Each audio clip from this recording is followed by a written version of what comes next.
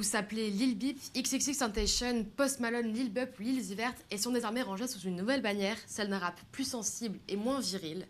Avec des propos sombres, parfois dépressifs, il y a une esthétique funeste et un spleen nihiliste. Bienvenue dans l'univers de l'emo rap.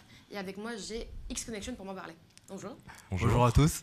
Alors déjà, très simplement, qu'est-ce que c'est l'emo rap ? L'emo rap, c'est un style de rap particulier qui va mettre en avant d'abord les émotions, les sentiments. Il y a des questions un peu plus existentielles et métaphysiques comme la mort par exemple ou le bonheur. Ouais. Il se caractérise aussi après par sa rupture en fait avec tout ce qu'on a connu avec le gangsta rap ou encore des raps plus violents et plus virils, comme on l'a dit. Et c'est surtout comme ça qu'on peut le définir. Et ensuite, quand on s'y intéresse vraiment, on voit que les rappeurs, en fait, ils ont beaucoup moins de difficultés et ils s'ouvrent à s'ouvrir et à parler après de leurs états d'âme et de questions qui sont normalement plutôt réservées, qui sont plutôt de l'ordre de l'intime, ouais. Et c'est un truc qui est tout nouveau ou ça date, il y a des influences, ça vient de quelque part ? Je sais pas si on peut vraiment le dater ou le borner dans le temps, mais on voit qu'il y a une tendance ces dernières années avec justement des rappeurs qui ont emprunté une nouvelle direction déjà dans leur style vestimentaire. Avec déjà tout d'abord il y avait Young Thug, même si Young Thug il est plus dans de la trap et de la drill plutôt d'Atlanta, mais donc il a un style de rap assez différent, mais lui dans son style vestimentaire il a été très féminisé, il portait des habits assez serrés, il portait aussi, il se mettait du vernis, des robes. Après on a par exemple là récemment Lil Zivert, lui qui a un rap après qui se rapproche du coup dans ses caractéristiques de ce qu'on peut appeler l'emo rap et qui lui aussi est devenu vraiment, se caractérise maintenant, se démarque vraiment par rapport à son style vestimentaire. Et ouais, après bien sûr du coup on a d'autres rappeurs qui empruntent aussi beaucoup au rock et à la grunge des années 80. Par exemple Post Malone comme on peut le voir dans ses clips, qui a vraiment un style de rocker, ou encore même, après on l'a vu avec les Suicide Boys. Oui, il y a toute une influence qui est faite par le rock et notamment la figure de Kurt Cobain qui est souvent mise en avant, on va dire, qui est prise comme une sorte d'idole. On a pas mal vu que c'est un style musical qui est énormément populaire aux États-Unis surtout. Ouais. Dans le reste du monde, ça se passe comment, par exemple, en France ? Ça l'est beaucoup moins. Enfin, en France, les gens trouvent que c'est souvent trop violent, on va dire, pour eux, parce que ce soit au niveau des instrumentales ou des paroles. Pour ceux qui peuvent comprendre les paroles, les instrumentales elles sont beaucoup plus rock.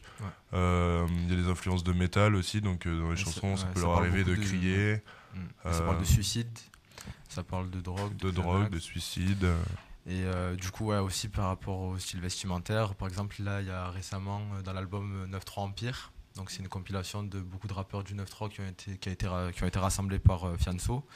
Il y a donc une figure emblématique du rap des années 2000, donc Alpha 520, qui a fait un titre dessus qui s'appelle Crépuscule des Empires. Et en fait, le refrain, c'est Young Thug PD et Lil Uzi PD. Donc on voit bien on voit en fait cette mentalité un peu réfractaire vis-à-vis de cette vague. Donc du coup, on voit qu'il y a vraiment encore des barrières vis-à-vis de cela. Et après, on sait quand même qu'en France, on a souvent 10 années de retard par rapport aux États-Unis. Donc je pense que ça se développera. Ça se développe un peu avec, par exemple, même si ça reste dans un style complètement différent, mais PNL ou par exemple Gizmo, qui abordent quand même Columbine dans leur dernier album, ils abordent quand même des questions assez sensibles. Ils sont plus dans cet archétype de rap gangsta comme SCH, mais SCH ça marche très bien, ça reste super, mais ils se démarquent vraiment de cette mouvance. Mais ça reste encore assez marginal pour l'instant, ouais. Et pourquoi vous pensez qu'il y a cette volonté tout d'un coup de se fermer de l'image du ghetto, de tout ce qu'on pouvait avoir dans les années 80-90 et d'afficher sa sensibilité comme ça ? C'est une très bonne question. Souvent on se rend compte qu'étrangement les personnes sont pourtant issues des mêmes milieux sociaux et tout, que souvent ils viennent de ghettos ou de quartiers aussi, dans des banlieues on va dire pauvres des grandes villes américaines. Mais je ne saurais pas expliquer pourquoi il y a aujourd'hui une sorte de revendication. Je pense qu'il y a aussi beaucoup de problèmes liés à la drogue qu'il n'y avait pas forcément avant, on va dire, avec des nouvelles drogues. Tous ces rappeurs, ils utilisent ils prennent beaucoup d'opioïdes, ils prennent beaucoup de codéine, tout ça, de Xanax, d'antidépresseurs et tout. Et je pense que c'est lié aussi, ça créait pas les mêmes problèmes. On va dire qu'avant, avant l'objectif c'était il y avait plus un affrontement physique, on va dire, avec les gens. C'était plus vraiment le plus fort. Fallait montrer qui était le plus fort et tout. Là, on n'est plus trop là-dedans. Là, je pense que les rappeurs peut-être prennent conscience qu'il y a des problèmes dans la vie, qu'il y a des problèmes de société. Surtout des problèmes. Et en fait, ils ont plus du tout honte à parler de leurs problèmes personnels. En fait, c'est ça qui reste le point le plus important, je pense. Et d'un côté, c'est super positif pour le rap. Ça montre qu'on et ça casse vraiment avec l'image qu'on peut avoir dans les médias, enfin qu'ils peuvent avoir justement dans les médias.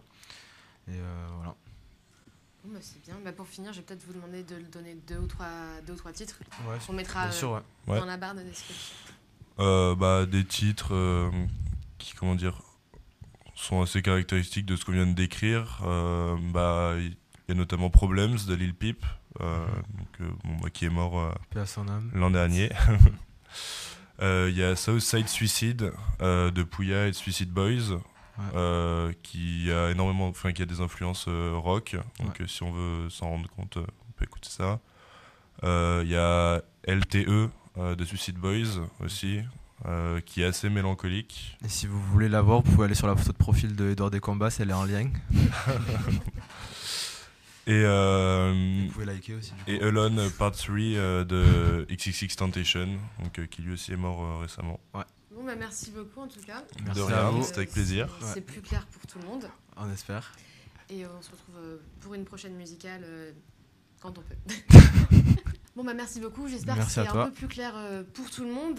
Et donc, vous pouvez aller voir les musiques qu'on aura mis en description. On se retrouve pour une prochaine émission pour la musicale très vite. Si vous êtes intéressés, nous contactez. Et voilà.